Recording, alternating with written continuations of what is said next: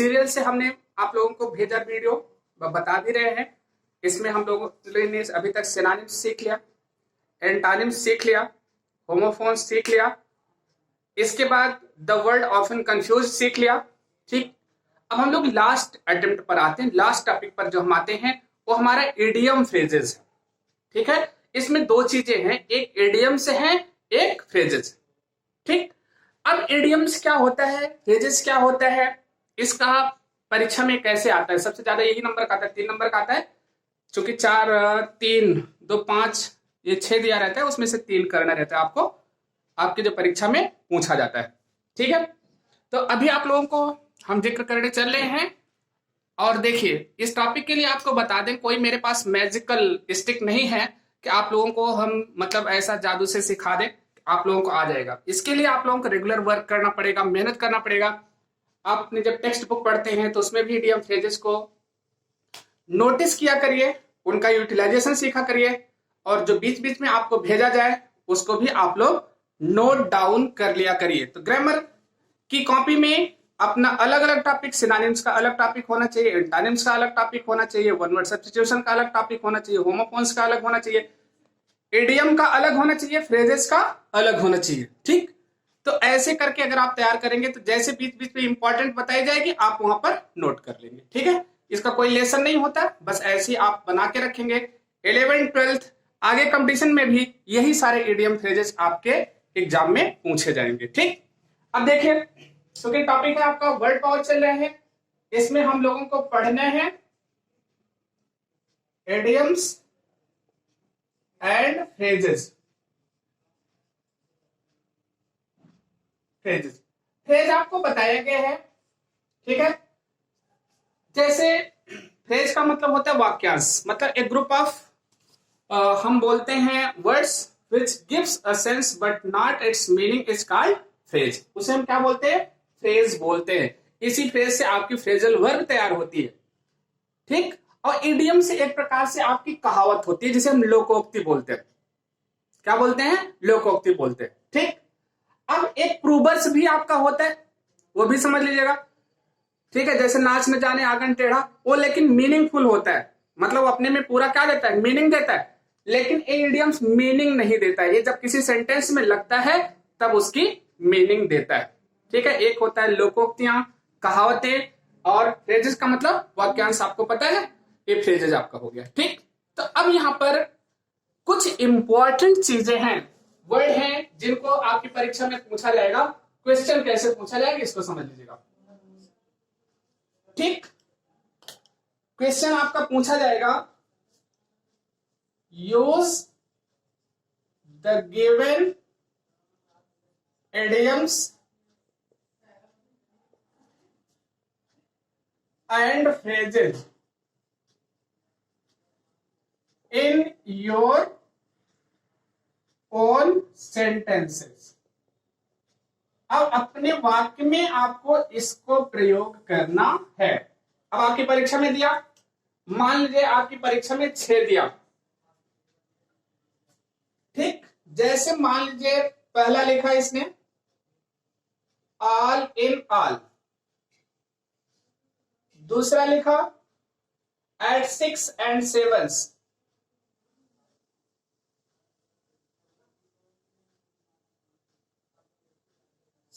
7, तीसरा लिखा add fuel to fire, add fuel to fire.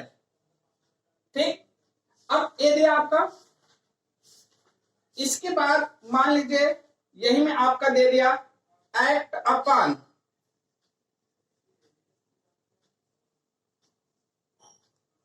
पांचवा आपका दे दिया एक्ट ऑन,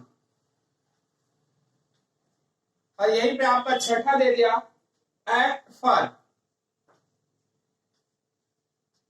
अब देखिए, ये जो तीनों आपके ऊपर है ये इडियम्स है। क्या है? इडियम्स। और ये जो नीचे का तीनों है ये आपका क्या है? फ्रेज। इसे हम फ्रेजल वर्ब भी बोलते हैं। क्या बोलते हैं? फ्रेजल वर्ब भी बोलते हैं। क्योंकि क्या होता है, किसी मूल वर्ड में इसका कुछ मतलब प्रीपोजिशन जुड़ जाता है या एडवर्ब जुड़ करके इसकी मीनिंग क्या होते हैं, ये चेंज कर देते हैं। जैसे ऑल इन ऑल, अब परीक्षा में आप कैसे यूज करेंगे बात इस चीज की आती है। ठीक है, क्योंकि 3 यूज करना रहेगा, एक एक नंबर का आता है, 3 नंबर का। जैसे ऑल इन ऑल लिखा गया, इसकी मीनिंग आप सबसे पहले जान लेते हैं। जैसे लिखा गया whole and sole, whole and sole, इसका मतलब होता है सर्वे सर्वा। क्या होता है, सर्वे सर्वा। ठीक, अब ये तो परीक्षा में आप नहीं लिखेंगे तब भी काम चल जाएगा। कौन सा, ना तो होल एंड सोल लिखेंगे ना ही सर्वे सर्वा लिखेंगे तब भी काम चलेगा। लेकिन चलना क्या है, यहां पर हमको जो सेंटेंस लिखेंगे नंबर हमारा उस पर मिलता है। जैसे मान लीजिए लिखा गया the prime minister,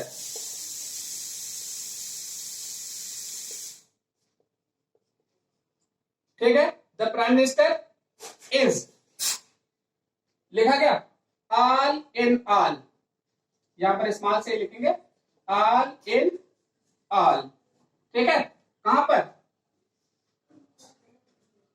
in the cabinet. मतलब कैबिनेट का वो क्या होता है, सर्वे सर्वा होता है। अब आपने लिख लिया ऑल इन ऑल, आपका सेंटेंस यूज हो गया और आपको करेक्ट हो गया, 1 नंबर आपको मिल जाएगा परीक्षा में। इतना आसानी से समझ लीजिए। ठीक, अगला लिखा गया एट 6 एंड 7 का मतलब होता है बेतरकीब, मतलब इन डिसऑर्डर। इसका मतलब क्या होता है, इन डिसऑर्डर। एक ही साथ जोड़ लीजिएगा, इन डिसऑर्डर मतलब बेतरतीब। जैसे कहा गया तितर बितर करके कोई चीज रख दीजिए, बेतरतीब। ठीक है, हमने लिख दिया। अब इसका यूटिलाइजेशन करने कैसे करना है, इसको लिखना है। जैसे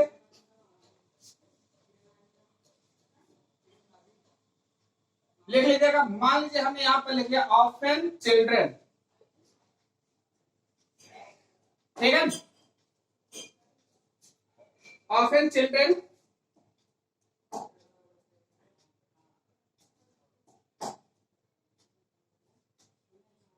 थ्रो द थिंग्स। ठीक है, often children throw the things here and there in the room। मतलब बच्चे अक्सर क्या करते हैं, चिल्ड्रन यहां ऑफन लिखे हैं, यहां पर कर लीजिएगा often, throw the things here and there in the room। अब यहां पर बच्चे इधर उधर चीजों को फेंक देते हैं, सो इसलिए all the things, ठीक है, are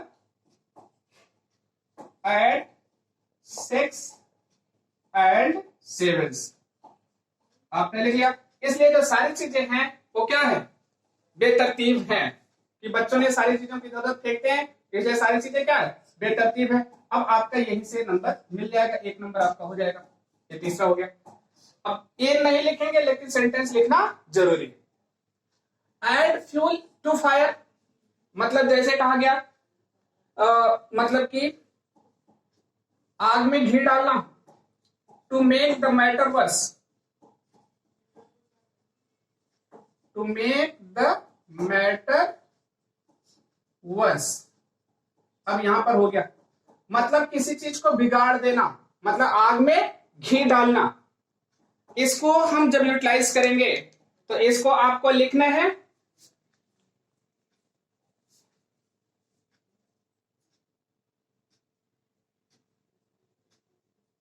जैसे हमने लिखा ही ऑलवेज,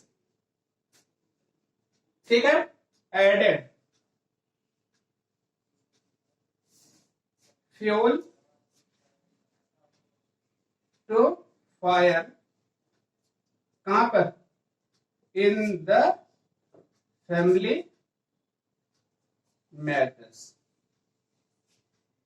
अब परिवार के मामलों में हमेशा क्या करते हैं, आग में घी डालने का काम किया, एडेड कर दिया मतलब जोड़ा। आपका एक सेंटेंस बन गया कि किस तरीके से हम दिए गए इडियम्स को सेंटेंस में लिखेंगे, तब आपका ये नंबर आएगा। आप यहां पर अंडरलाइन भी कर सकते हैं, ठीक है कि नहीं, परीक्षा में भी अंडरलाइन कर सकते हैं। ये तो आपका क्या रहा इडियम्स का, क्योंकि 3 ही आता है, चाहे फ्रेज यूज करिए चाहे इडियम्स यूज करिए, ठीक है। इसको आप लोग नोट कर लीजिएगा, क्योंकि एग्जाम्पल भी हम आपकी बुक से ही लिए हैं, जिससे कि आप लोगों को ये चीजें समझ में आ जाए। अब देखिए अगला जो हमारा है, इसमें हम 3 आपके फ्रेजल वर्ब लिए हैं। देखिए तीनों वर्ड है एक्ट, इनके साथ प्रीपोजिशन लग करके इनकी मीनिंग क्या हो गई है, बदल गई है। और इसको किस तरीके से हम यूज करेंगे, इसको आपको समझना है। जैसे पहला है एक्ट अपॉन, इसका मतलब होता है do according to, do according to का मतलब होता है के अनुसार कार्य करना। मतलब डू अकॉर्डिंग टू का मतलब होता है डू अकॉर्डिंग टू समवन, किसी के अनुसार काम करना। इसका एक्ट अपॉन का मतलब होता है, जैसे लिखा गया, मान लीजिए एग्जांपल आप कैसे परीक्षा में लिखेंगे, we should act upon the advice of, ऐसा लिख सकते हैं, बी शुड एक्ट अपॉन, ठीक है, the advice of, advice of our, क्या हो गया, टीचर्स लिख सकते हैं, एल्डर्स लिख सकते हैं, पेरेंट्स लिख सकते हैं, कुछ भी लिख सकते हैं, केवल इतना याद रहना चाहिए एक्ट अपॉन का मतलब क्या होते हैं, टू डू अकॉर्डिंग टू। अगला है एक्ट ऑन, देखिए दूसरे वर्ड की मीनिंग, एक्ट ऑन का मतलब होता है अफेक्ट, मतलब प्रभाव डालना, ध्यान दीजिएगा, अफेक्ट। दूसरे का ऐसे ब्रैकेट में लिख लीजिए, एक्ट अपॉन मतलब अफेक्ट होता है, जैसे लिखा गया,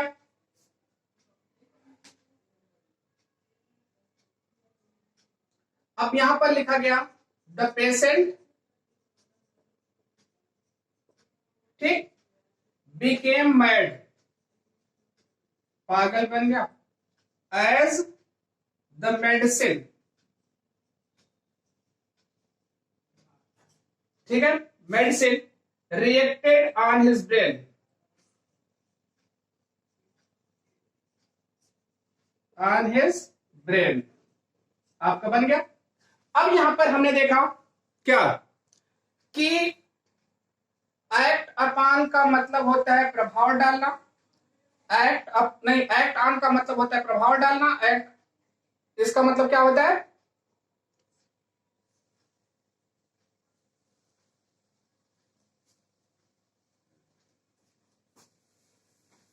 एक्ट ऑन का मतलब क्या हो गया, अफेक्ट डालना। अब यहां पर देखिए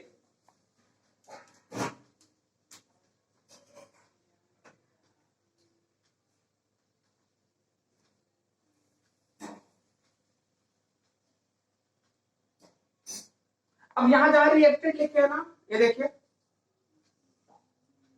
यहां पर हम क्या लिखेंगे, एक्ट ऑन हिज ब्रेन। अब रिएक्टेड के स्थान पर यहां रिएक्टेड जैसे लिख दिया गया, इसको आप हटा दीजिए, इसका मतलब क्या लिखेगा, एक्ट ऑन हिज ब्रेन, ठीक, ये आपका हो जाएगा। अब चौथा हो गया एक्ट फॉर, मतलब किसी के कार्य पर, किसी के स्थान पर कार्य करना, मतलब किसी के बदले काम करना, एक्ट फॉर हो गया, मतलब टू वर्क समवन एल्स। इसको हम क्या करेंगे, यहां पर लिख लीजिएगा,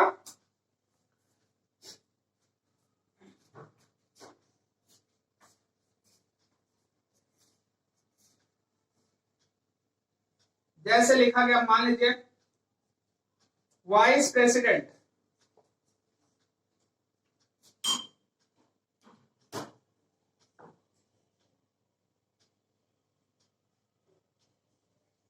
president acted for, acted for the president